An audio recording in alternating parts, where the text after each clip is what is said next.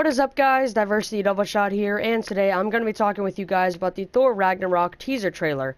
Now in this video, I'm going to go ahead and break down the teaser trailer for you guys, and we're going to go ahead and analyze all of the details. I'm going to talk about the characters as well as the scenes, and my opinions on that are going to be at the end as well.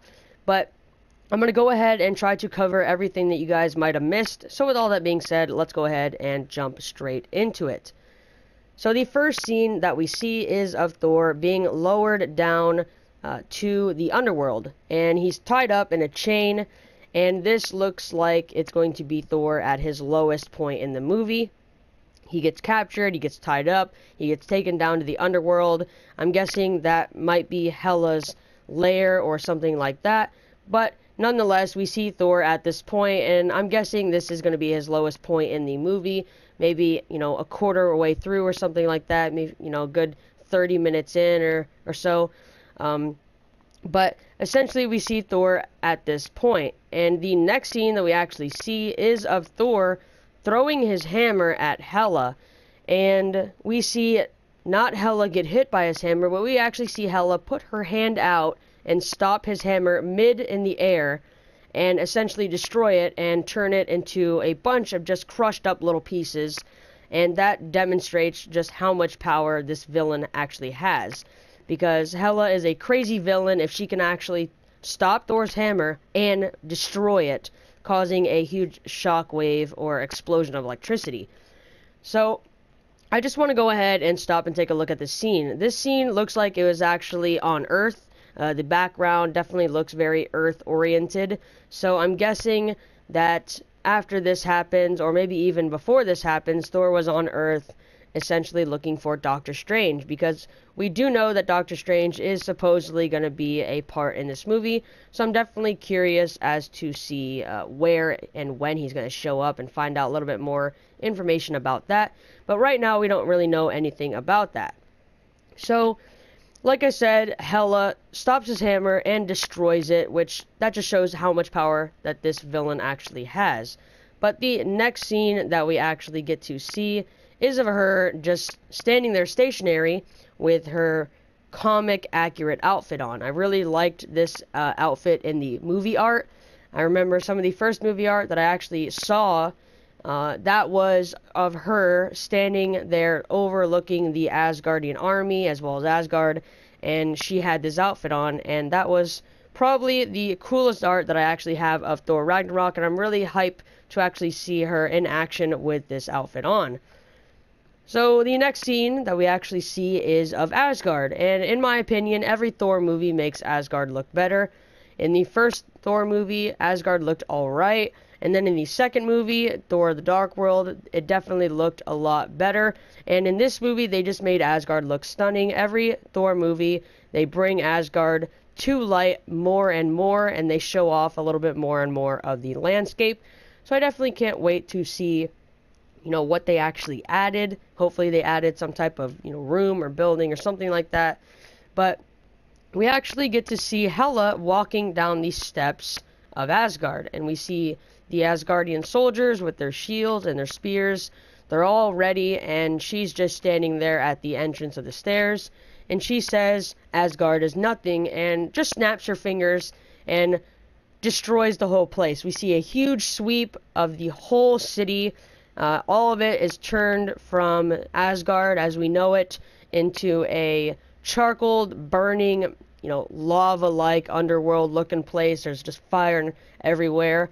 And she essentially just destroys Asgard. So we don't know who got out, but we did see Thor get hit by the blast, and then we see him flying out of the sky as if he was, thrown off the world or blasted off the world or something like that. You see him actually falling out of the sky, and he lands somewhere in this other realm. And he doesn't have, any of his realm patches anymore, so I'm not necessarily sure where this is, but there's a bunch of junk and scrap everywhere, and there's little ships that are actually going around and scavenging.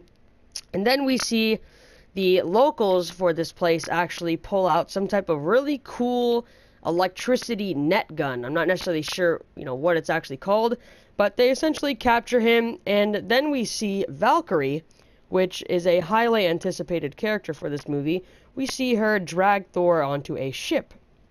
And the next scene that we see after that is of what looks to be like Valkyrie or Sif, I'm not sure. Either one of the female characters that's in Thor, we see them riding on a Pegasus actually charging at Hela. Now, if you actually take a look at this, it looks like they are on either another world that Hela destroyed, or they might be in Asgard, and that is what Asgard looks like after she essentially blew it up and burned it down to the ground.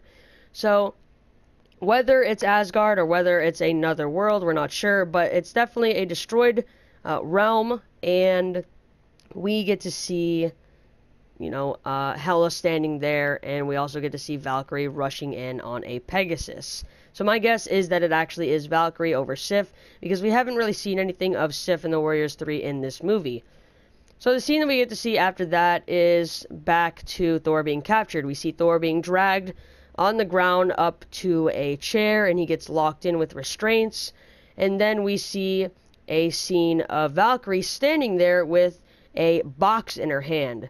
She's holding a box, and in my opinion, I feel like this is the ether. Now, how the Grand Master got the ether, not sure at all. I have no idea, but it looks like she might have traded Thor for the ether, or maybe I'm just crazy and she just got a box of money or something like that, or money comes in those little crates that she has. But you can clearly see her standing there with a little ether-like box in her hand, and whether it's the ether or whether it's money, I'm not sure, but my guess is that it's the ether, because it would explain where it's been all this time, because we know the Asgardians gave it to the Collector, but in Guardians of the Galaxy, the Collector shop exploded, so whether or not the ether was actually in that shop, we're not sure. It was never really talked about. But the next scene that we actually get to see is a nice shot of the Grand Master. And yes, the Grand Master does look like the Collector. He's a lot younger, but he does have the same outfit style, the same hairstyle, as well as that little silver line on his chin.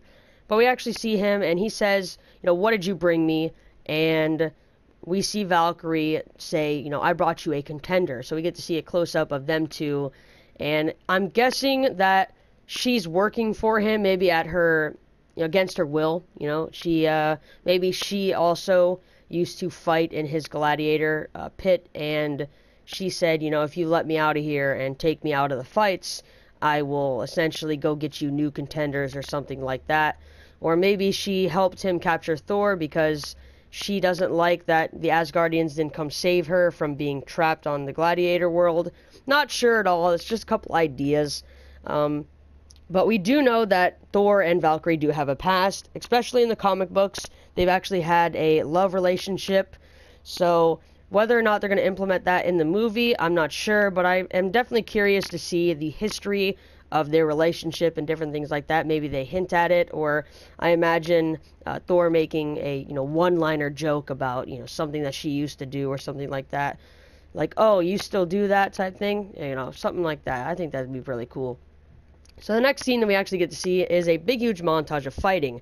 And the first scene that it actually leads out with is of Heimdall. And he doesn't necessarily look like he has his, same gold armor on and his sword. But he nonetheless actually did get away, and he looks to be on some type of jungle area. Maybe he's on Earth, maybe he's on another realm with a jungle in it. But nonetheless, he gets out of Asgard, which is good. So we do see him surviving, and I'm really happy that he actually got out, because I feel like that he might have the last Infinity Stone, or it might be on his armor, or something like that. But after that, we get to see a bunch of montages of fighting, guns going off, explosions. We see Hela jumping through the air and attacking the Asgardians, and we also get to see a scene of Loki, and it looks like Loki is walking out of Asgard. And this is just my opinion on the scene. So if you actually take a look at it, it looks like it's a Asgardian bridge or something.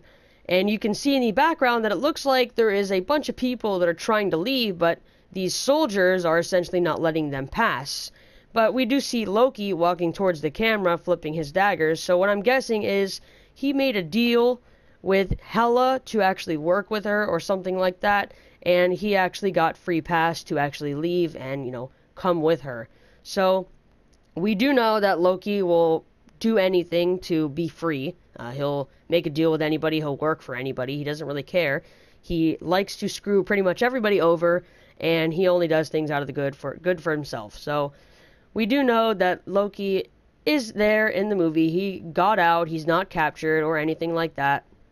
And the next scene that we see after that is a pan of the Gladiator arena. And then we see the announcer say, you know, this is the main event for tonight. And then we see Thor walk out with a new armor on, as well as some new weapons and a shield. And he also has a nice haircut, as well as some face paint, which definitely shows that he's going to be in some type of warrior position.